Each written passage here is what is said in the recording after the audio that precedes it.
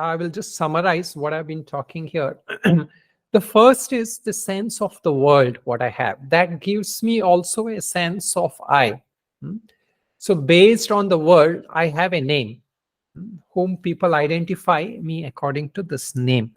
And then there is what is called the brain-based activity of the senses. I see, hear, taste, touch, and all that.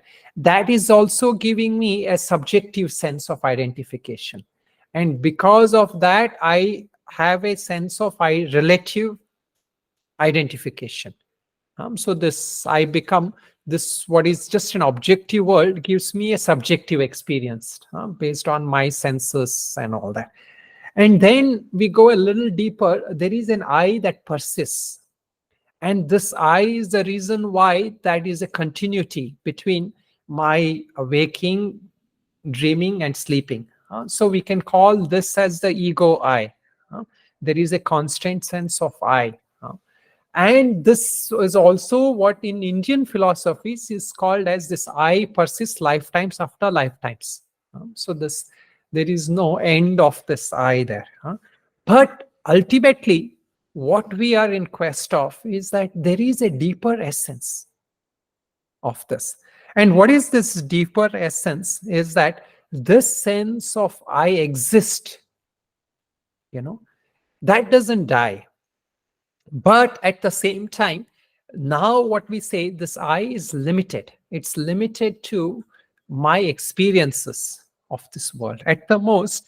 And this is where, we differentiate. There is what is called as Sat and Chit. And I won't go too much into that, but just a brief introduction. The sense of existence I have. This based off this everything in the world that has a sense of existence. And then there is also what is called as the sense of Chit, consciousness, that which gives me that, which translates to me as the subjective I. But of course, as we come deeper, it's as they say, Sattaya hi Chit, Chittaya hi Sat. That meaning they're the same. But now, just as a last point, we can try this and then we can open up to questions. See, the first thing is just if you, again, just see in your own experience this thing. Whatever you are seeing, hearing, tasting, touching at this point, if there is a computer in front of you, or if you're hearing my voice, so there is a sense of experiencing that, right? Whatever you are experiencing through all this, right? Now, as you are experiencing this objective world, is it just that pure sense that I'm hearing this, or is it followed up, or is it preceded by some subjective sense? Meaning, are you not also experiencing that I am experiencing this sound, I am hearing this sound? Yeah. So that sense of I am experiencing is also there. So what we are saying is that you don't really need to do a lot of things to know that self. At every point, you're experiencing yourself. So that highest realization, sometimes it is put as a long procedural thing where you get it, is a very direct thing. What is the direct thing is at this moment, what you are hearing, tasting, touching is preceded or is simultaneously, you are feeling that sense of me. And you can see this with any relaxation, and you can, if you can't try now, you try tomorrow or any day, wherever you are, you will have a sense of I, so that I is also experienced all the time.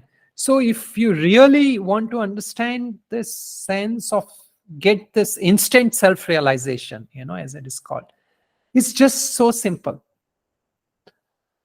But what happens is we are not able to stay with that. We are not able to know that. And so here is where the first step, if you want to practice, is this is what I would like to give. Anything in the world you interact with or any thought you have, try to see that as you experience that thought or as you perceive that senses, don't you also simultaneously or before that thought or thing comes also experience yourself?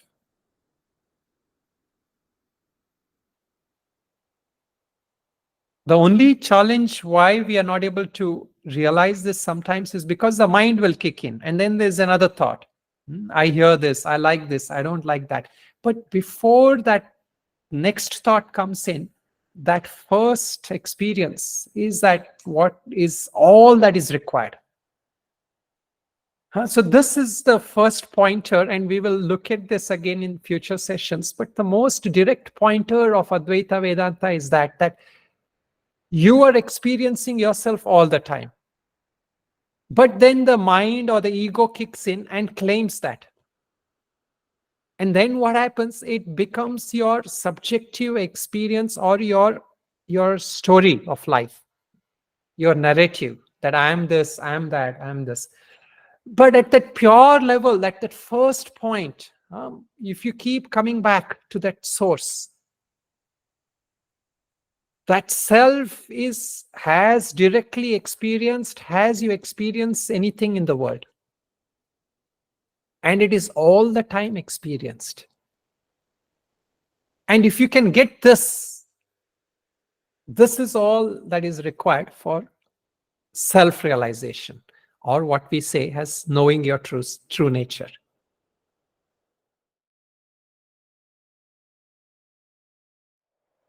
In the self that we experience is always the ego that we have. Because what this true pure eyes is usually whenever we are thinking about something, is the ego that comes in that I am experiencing it as an individual over here. I can see it as a whole oneness thing of self. So this is where, see, first is we are trying to understand this sense of I, and we learn in the scriptures that this I, this pure I, is this oneness of everything, This is how the traditional teachings are pointed out. But you're right. What happens here is that there are two ways of looking at it. One is that everything I experience, I can call it as an experience of the ego. All that my experiences are the experiences of the ego. Why? Because in everything that I'm experiencing, I come with a ready narrative of where I already am. So if I experience something, like if let's say after this lecture, if somebody were to say, Swamiji, that was a terrible lecture or something, then what happens? Immediately I claim it. That ego, Swami Nirguna, claims like, oh, somebody talked bad about me, Swami Nirguna. So again, here what is happening is the ego is ready to claim it. But really what is happening is that first experience, before that mind kicks in and gives that narrative, who is experiencing it? And this, what we say, is that conscious entity. That conscious entity doesn't have a bias. So in reality, what we say as this, our true experience, never has any bias. But who is it who has a bias? Ego. So the ego is the one. And what is the ego doing? Ego is collecting all your past history and presenting to you and claiming that this experience is your own and you have to see it with these colored lenses. Then that is why at the level of ego, all of us, there is nobody who is unbiased in the world. And we also say this, at the level of consciousness, all of us are unbiased. And this is where we say, every person has the potential for discovering their true nature. So this is where Vedanta and Yoga and all the teachings, we don't have eternal damnation here. Why? Because everybody has that pure conscious entity in them. And that conscious entity is unbiased. What religion you come from or where you come from, it doesn't matter. You are that conscious entity. So you can always realize yourself and be free. That potential is there. But yet at that worldly level, what has happened? You're always that interacting with that body and mind-based entity. And that is where, like where your question is coming from, is like everything is claimed by that ego. So the whatever is done, that ego comes and claims it. I did this, I did that. And this is where that understanding has to come. Even that claiming is possible because that first thought which comes, I did this, that I thought also, where is it coming? It is coming, you become conscious of that I thought. It is that conscious entity in you which makes you become aware of this I thought. Like in that experiment where I was saying, you try to see or hear a sound or even become aware of the thought, unless you are that essence consciousness, the essence of consciousness is in you, you cannot become aware of that. And then what happens once that conscious aware and sense makes you aware of that thought, then you get identified with that thought. And at that level, the ego has kicked in. That I thought has come in at that level.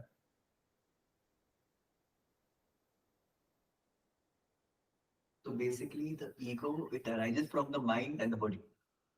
That is the best way to define here. What we are saying is mind.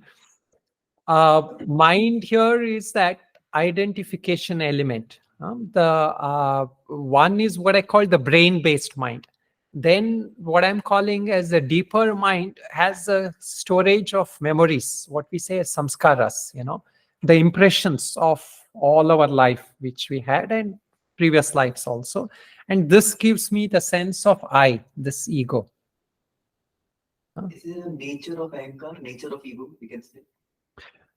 The nature of that ego is that it takes on the identification. So that ego as such is never completely independent. The ego is dependent on consciousness for its identity, but also that ego has a certain veil on it where, it veils that true nature. The ego veils our true nature. And then what happens? This is what we say, the mind that goes outward. This is what is that they say, that somebody, one teacher mentions this. The mind going out is chitta. The mind coming in is chit, in a way. I mean, not exactly, but something like that, Chitta is the mind, Chit is consciousness. So when the mind goes outward, it becomes the mind, world-based mind, And the mind turned inward, meaning when you are looking at the real source of your consciousness, then what happens? That mind turned inwards is nothing but consciousness only.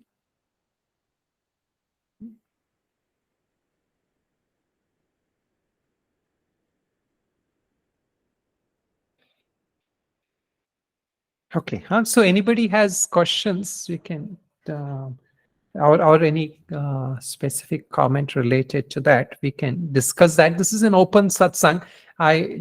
You want to use this as an opportunity to bring the questions and bring some topic around which we will discuss. And as I introduced, in these classes, I'm not kind of going into that actual scriptural teachings of Vedanta, because that is so I'm not consciously introducing a lot of terminologies related to Vedanta, because then it can become very theoretical.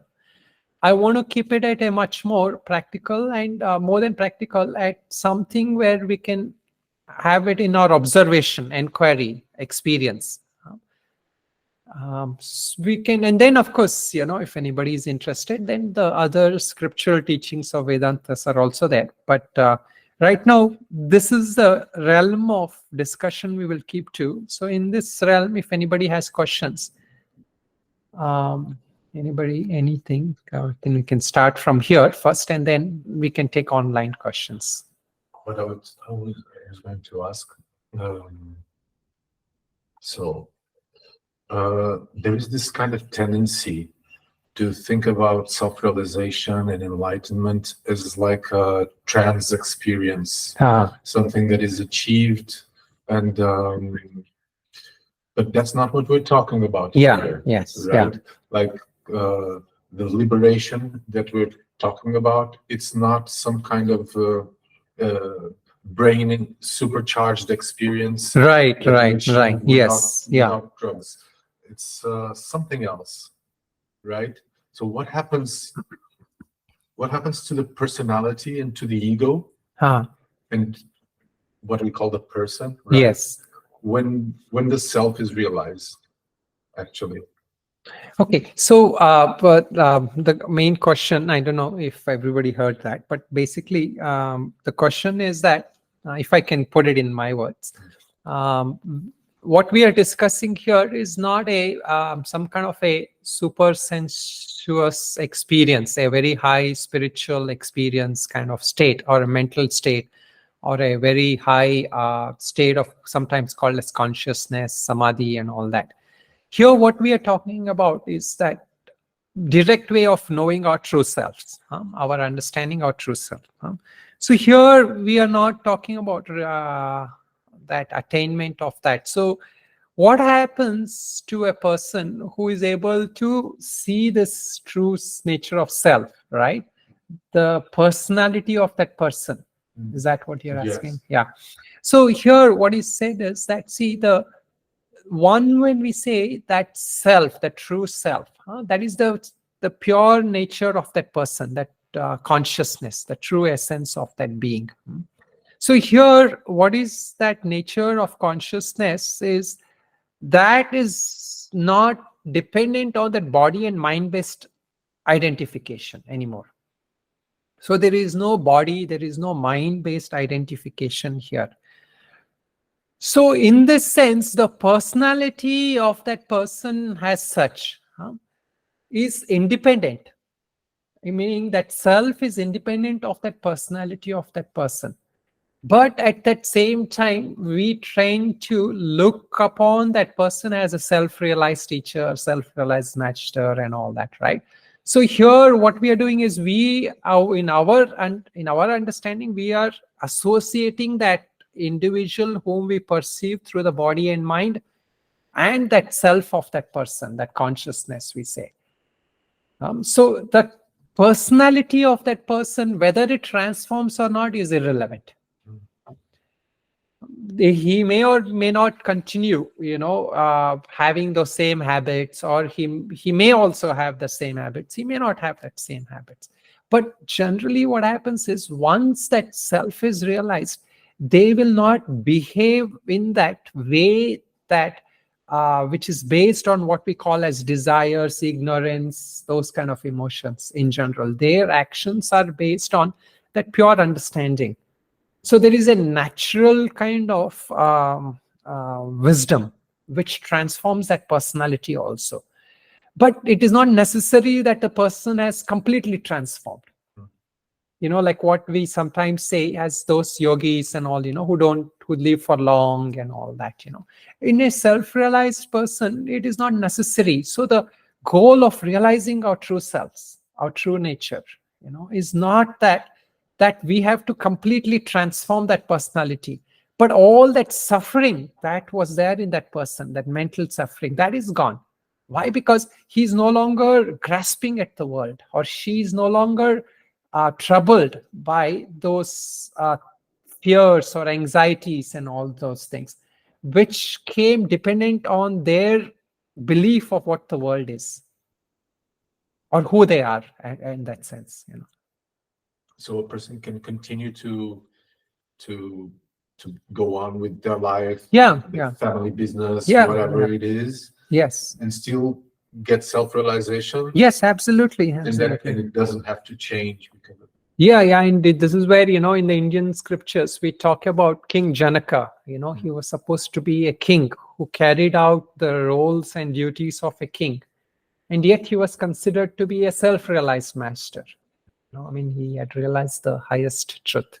So his actions was the same. But at the same time, he was no longer caught up with seeking glorification for his ego, his identification. That ego. That kind of troubles of the ego no longer affected him. See, when I have a very strong identification with that ego, then what happens? I'm constantly fighting to keep the ego in a good position. And that is what we say is the personality. The personality is created around that ego. But then when we break through to that understanding, initial step in that breakthrough is that knowing that my ego is carrying out these functions. Like I, as Swami Nirvana, I have these duties or these roles, or this is sannyasi, I do these things. So that kind of a transactional role will go on in the world. But it is not so much, dependent on that. And this is the greatest thing, like the last of the klesha. This is more in the yoga, we say, it's abhinivesha, fear of death. What a real master does is he loses that fear of death. One is that physical death also we lose fear of. But what is the death we are ultimately talking about? Because that person no longer has death. The ego has already died in that person. So he doesn't care how long the body lives, what troubles the body has to go through. So that is the where that breaking away from ego is that liberation here. But it is true at the same time, sometimes we have to go through a lot of practices, a lot of things. Why? Because we are not able to get the simple pointers, these direct pointers. We are not able to get that. Why? Because our mind is not able to. So this is where we say, some part of karma yoga, seva, or some part of bhakti, especially devotion to the certain teachings or something. They're all helpful because if your mind is a little more sattvic, it is easier to grasp this truth and abide in that. But at the same time, it is not necessary that you have to completely be a very noble sage, like a complete renunciant. Then only you get realization. That is not necessary. Yeah. We have an online question. Yeah. Can you read it out? This is from Claire C. Huh. If the nature of the mind is to be busy and to form complex connections, why do we meditate, and what is the purpose of meditation, as it is not the nature of the mind to meditate? Can you see the first part? If the nature of If the nature of the mind is to be busy and to form complex connections, why do we meditate, and what is the purpose, as it's not the nature of the mind? So the nature of the mind, you're right, it has this complexity, and it is an essential complexity, because the mind is like how we say, like that computer framework, right? Like it has to collect all this information, process all that and all that. So when we say the mind has to become quiet, we are not actually saying that these transactional ability of the mind has to be nullified. Then if that is the case, then we can go into deep sleep or in some drugged state, but that is not self-realization. Being in deep sleep is not self-realization. And similarly, if you are completely zoned out, that is not self-realization.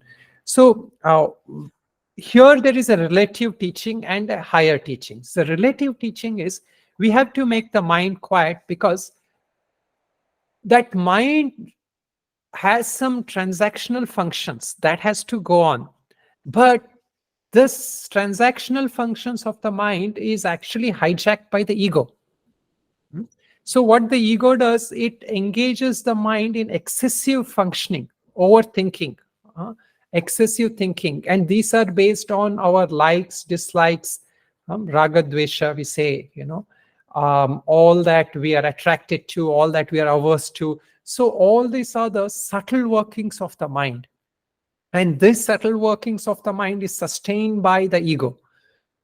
So here what we are saying is, when we are meditating, what we are doing is we are trying to retain the mind to its essential functioning and not allow this mind to be hijacked by this underlying ego.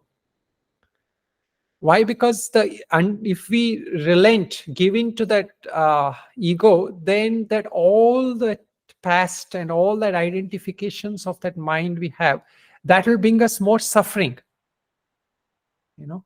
And mind in this context, the mind here is not just the mind which is functioning at that level. The mind here is also that mind which has deeper layers, the what we call the subconscious, where is hidden all our past pleasure indulgences, which brings us addictions, the past traumas which make us run away from certain things. So these are the subtle layers of the mind, and that working of the mind doesn't allow us to, even like this direct pointings I gave out, it doesn't allow us to stay with that. Like as soon as I recognize that self, again a thought comes, and that will take me again outward into that thinking. So this is where that meditation is all that is helpful. But eventually, meditation alone is not adequate. Right wisdom is also necessary. That right understanding, right wisdom is necessary. Without that wisdom, that knowing of the true selves, that mind also, eventually the mind also has to be, we have to negate our identification with the mind also. When she mentioned that mind is supposed to have these complex relations, it's untrue in a way because of wrong knowledge of Vidya that we think mind is supposed to do all these things. Somebody who comes with the correct knowledge, he or she might rather use the mind for more better purposes to realize itself, True. rather than be engaged in the world and its activities. Yeah. So I am assuming that complex relation interaction is what I'm referring, is that senses based, all that Engagement, engagement. Yeah. Transactional life. That is again a wrong knowledge that we have within. It is ignorance. Huh. That engage in the world to be happy. Yeah. Yes. Yeah. That seeking of that our sense of happiness is in that object in the world, that is based on the wrong knowledge. And then what happens? The mind will engage us more outwardly. In that kind of the mind will not allow us to remain in this pure sense of I amness. And this is where meditation can help one. To come back to the pure self of happiness that we have. Yes. What the mind meditation does is see that vikshepa, we say, that restless activity of that mind. When that restless activity of the mind is coming, then we are not able to know what transactions we have to engage in for the purpose of transactions, and what activity of the mind we are engaging in because of our wrong notions. So this discernment is lost when the mind is too restless. And here is where meditation is helpful. Meditation will say that, okay, if I have to go prepare a food, I will engage my mind, that is fine. But if the meditation says that I have to go out and become somebody, in the world, and then only I'll be happy, then that kind of meditation and that kind of activity of the mind is not helpful. So there, meditation will help us with proper discernment. So meditation is, see, this is what we say, the mind in reality is only working with one object at a time. In reality, although we say multitasking, that at one moment the mind is only able to do one thing. Consciousness is what is aware of everything. The mind is aware of only one thing. So it switches from what I hear. See, even like, they say, if somebody hears some threatening thing, like in a jungle, you hear a roar of a leopard or something. After the mind hears it, then the mind directs the legs to move. It is not simultaneous. The moment you hear, you move. So, Arvindji. Arvind, yeah. You can talk, Arvind. You can. Yeah. So it is just a thought which is running while after listening to all this. You've been telling that there are three states that we are experiencing. One is awakening, and the dream state, and the deep sleep state. Yeah. So the awakening state is more, it is always transactional. It is through senses, the mind transacts, and it is three-dimensional basically. There are a lot of dimensions to this. Yes. In our sleep, in a dream state, the senses are put to sleep, but the mind is awake. Yeah. Okay, and what you see there is mostly two-dimensional. Yes. But there is an awareness which is there, which does not have any dimension to it. Okay, there is no x-axis, y-axis to it. And Yes. as there's when you put a lamp in a dark room, it in light, like there is light all over. The Yes. source is one. Yes. Similarly, the source of the consciousness is one, and Yes. hence the mind is not able to process the consciousness itself. It is not able to experience the consciousness. Am I Yes. right in this understanding? Yeah. Yes. So the see that what we call as that multi-dimensional knowing, or where there is no axis, as you mentioned, that kind of knowing of consciousness, that kind of knowing in it by itself, it doesn't have a subjective quality to it, meaning like I can know everything and everywhere, that kind of knowing of consciousness, it doesn't have a individual unit kind of thing. So when that starts having an individual unit, there is what we call the first layer of identification has happened, wherein that consciousness has become at some degree of subjective sense. But even at this sense, this is what Vedanta calls as chidabhasa, meaning that that one eternal consciousness has in some way become one limited to that individual consciousness, you can say. But it is still, in some sense, it is still pure. This is, like you can say, like the reflection of that sun in a pot of water. That reflection of that sun is still okay. But once we say that there is that light in that pot, has distinct from that sun, there is light in that pot, that light of that pot has become the mind then. So there, what happens then, that mind is that light of that pot is what is limited to that pot only.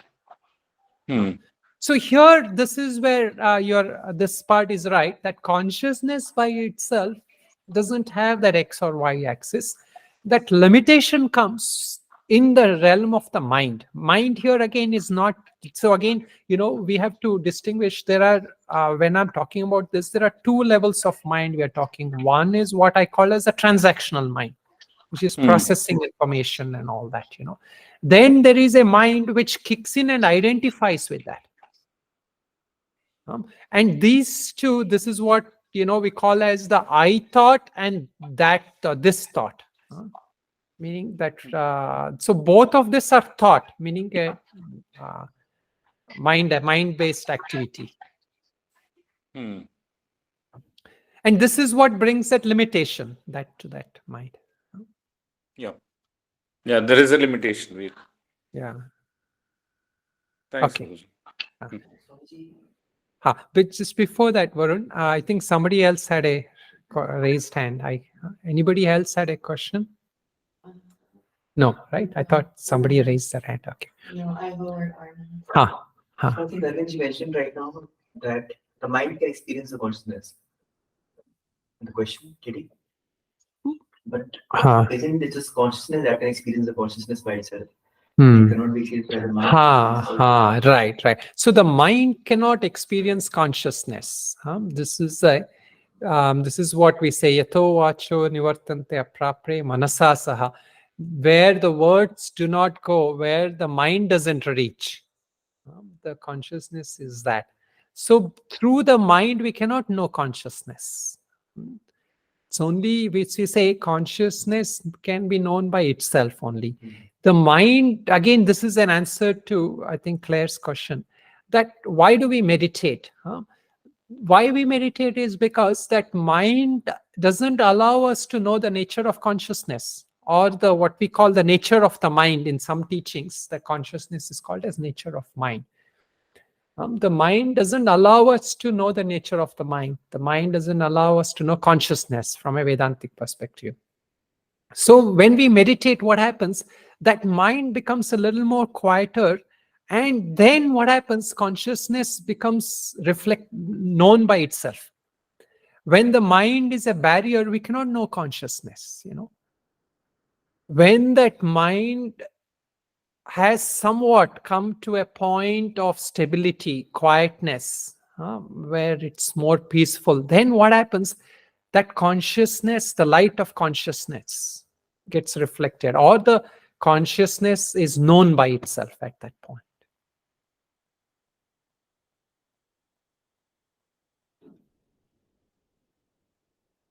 Okay, we have one more question we will take if anybody has. Yeah. She said, understood. Thank you, Swamiji. Very clear explanation. Okay, thanks. So those, anybody interested in studying and learn more, of course, there are other classes also we do. So you can either contact us or through that group. I think that information might have been there. Those are more detailed classes, but these are, we will do a series of these sessions. Hopefully, then we will be able to connect to each thing better, the thread of thought. This is what Vedanta is trying to tell us, right? It's trying to get us a clear, doubtless knowledge of our true selves. Then what happens? Then we are able to abide in that true nature of self.